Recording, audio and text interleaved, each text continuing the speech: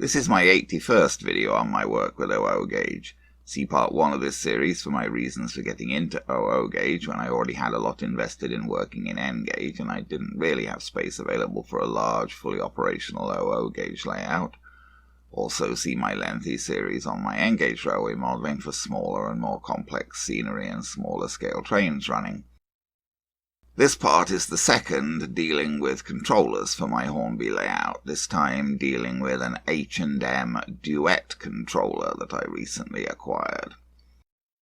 See the previous video, part 81, for a recap of the basic power setup of the layout, details of how I have been controlling the layout with a Tech 2 Dual Power 2800 controller, and a summary of my experiences with the Hornby HM6000 Bluetooth app-operated controller, and a demonstration of the HM6000 controlling the layout.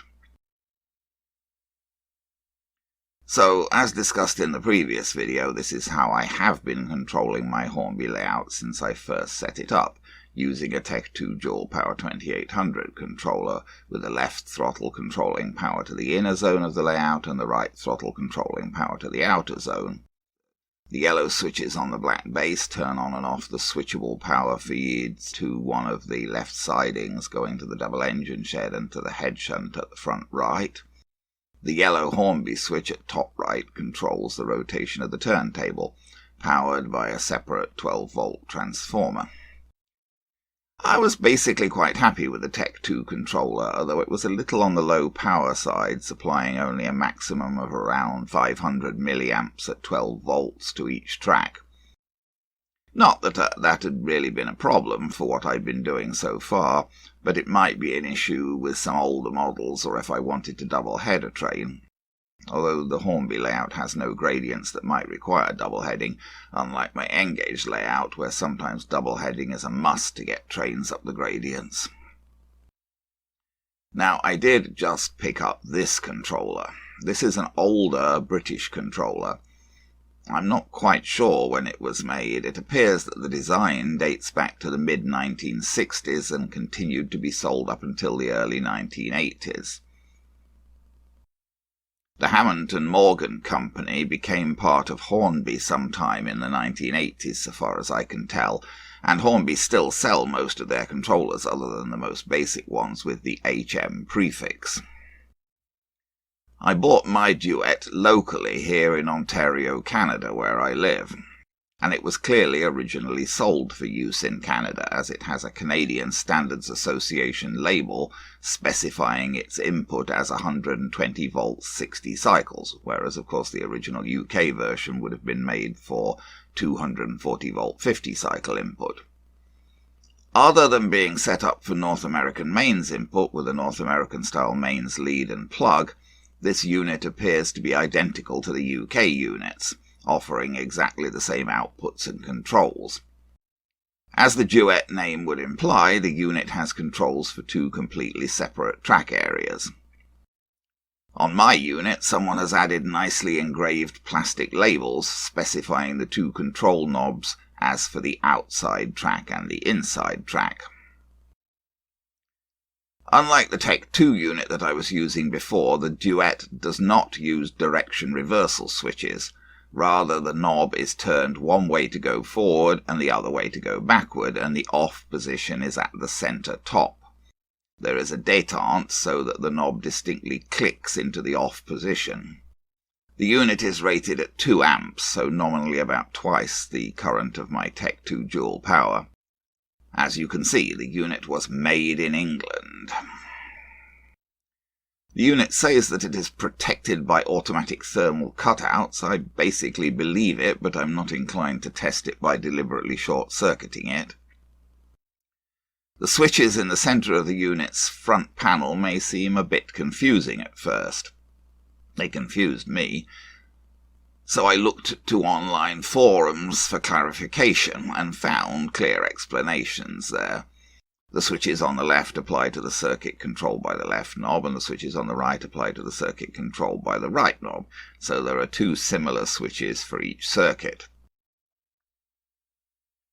The lower wave switches control the rectification of the circuit. When the wave switch is set to full, the circuit is full wave rectified, so supplying true DC. When the switch is set to half, the circuit is half wave rectified, producing essentially pulsing DC output. I believe the idea of this was that half-wave rectified pulsing DC output could produce better movement for sticky motors at slow speeds. The upper resistance switches change the amount of internal resistance applied to the circuit within the controller. So the high setting basically switches in a substantial amount of internal resistance, lowering the power output to the tracks. It's a bit counterintuitive since the labels on the switches apply to resistance, not power. So the high setting produces low power and the low setting produces high power. And the difference is very substantial, as you'll see when I demonstrate the unit. On the high setting I seem to get no movement at all from my locos until the knob is turned up to somewhere around 40%, whereas on the low setting the locos start to move instantly as soon as the knob is moved from the off détente. It seems to me that for most purposes the high setting will provide quite enough power for normal operations, with the slight downside that there will be a substantial dead zone around the off position of the control knob.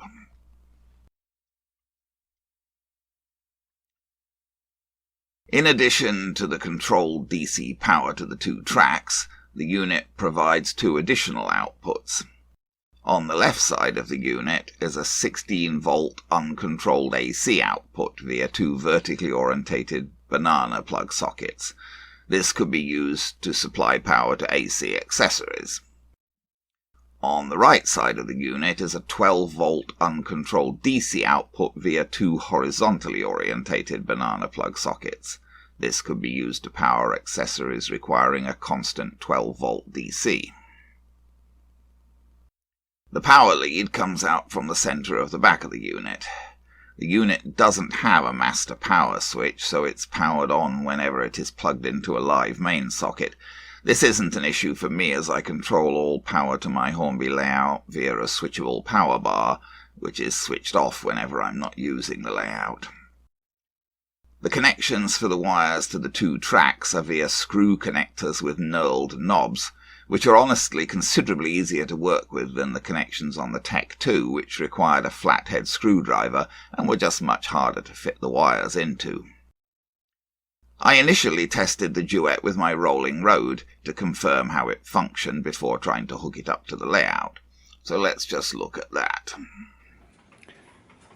Okay, for my initial test of the Duette, I just hooked it up to the rolling road. Now, of course, the Duette does two circuits, but I've only got one rolling road, so I've only got it hooked up to one side. At the moment, I've got what's labelled here as the outside track. And I've got the switches here set to full rectification. I don't think I'd ever set them to half-wave rectification. I don't think that would be a good idea. So we're leaving the rectification switches always set to full. I've got the resistance switch here to set to high. Now, high means low power. It's because it's resistance. So high resistance means low power. So this is the lowest power setting.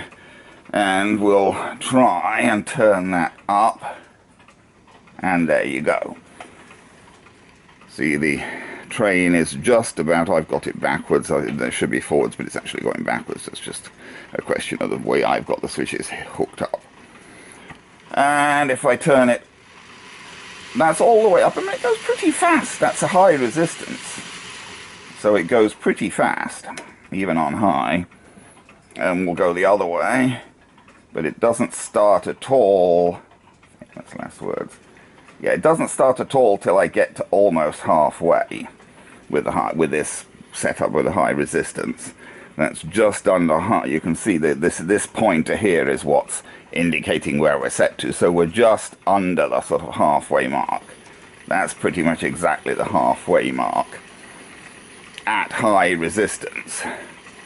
But it goes about pretty much as fast as you'd want it to go on high resistance, so you probably could always leave it on high resistance. And there is a bit of a détente in the off position. But let's just switch it to low resistance and you'll see it will go quite a bit faster. See, on low resistance, as soon as I turn it up even a tiny, tiny notch, it goes quite fast. So it's really supplying a lot of power on low resistance. Off.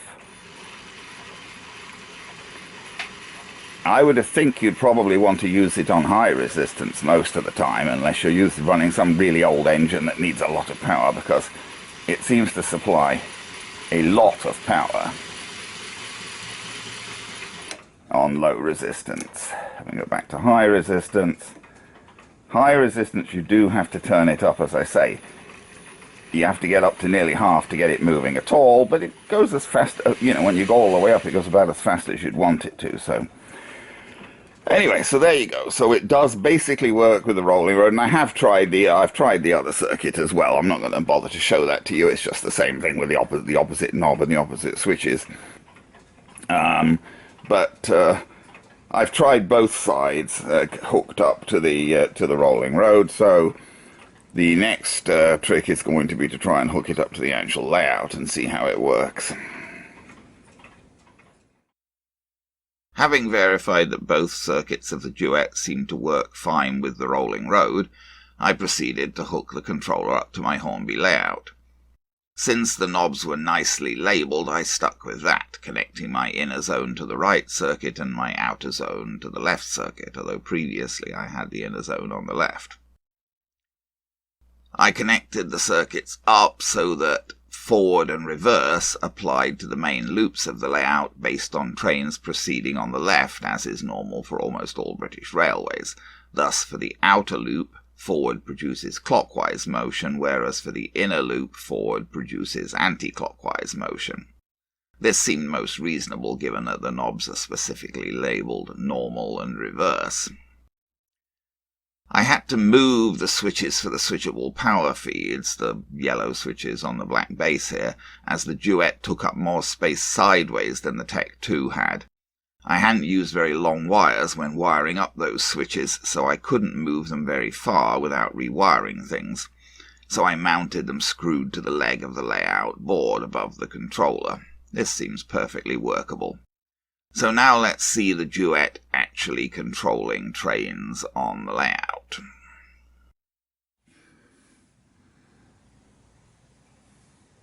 Okay, so let's see if I can just demonstrate using the Duette to power the layout now that I've got it connected up. As the signs say, this is the inside track and that's the outside track. Since it came with those labels on, I thought I might as well connect it up that way. I've got both switches set to full rectification because I don't see any reason for using half wave. I don't think it will be good for the motors. And I've got both set to high resistance, which means low power at the moment, because that really seems to supply enough power on the whole. You do have to turn it up a little bit before anything happens, but it really seems, well, it seems to supply at least as much power as the old Tech 2 was supplying. So I'm going to turn up. Now see, nothing happens initially, but there, it starts to move about there. And when I put it up to there, I'm getting a sort of fairly reasonable freight speed.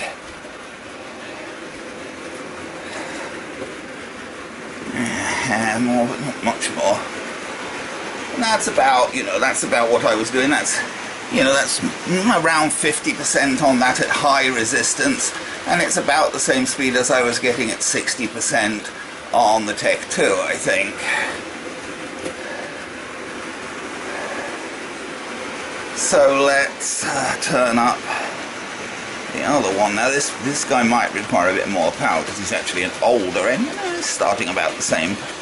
But he maybe needs a little bit more power. He's an older engine. He needed a bit more power on the Tech 2. He needed about 80% on the Tech 2. This seems to actually go up quicker. Just trying to keep him moving. He's hesitating a little bit, probably because of pickup problems on the track there. Now this is, as I say, this is on high resistance. So I don't see any reason I'd use the low resistance, because that's at about half power or so, or a little bit more than half power on low resistance. But I've got lots more power available with the Duette if I wanted to. If I put it on low resistance, which means high power, I've got way more power if I wanted to, if I needed to run an engine that needed a lot more power. These are the Black 5s still that are on the track. The NRM Black 5 from 2003 on the inner circuit, and the old Black 5 from the 1970s, I think it is, on the outer circuit. I think it's from about 1977. He is hesitating a little, the outer one. That's not the fault of the Duette, that's probably the fault of the fact I've got a little bit of dirt on the track at the end there, and his pickups are perhaps not working quite as well as they might. They're working well enough to keep him going, but he's hesitating a little bit. Okay, so I think I'm probably going to keep the Duette on this layout as my primary controller for now. Let's stop this guy, and then we'll bring the other guy around and stop him.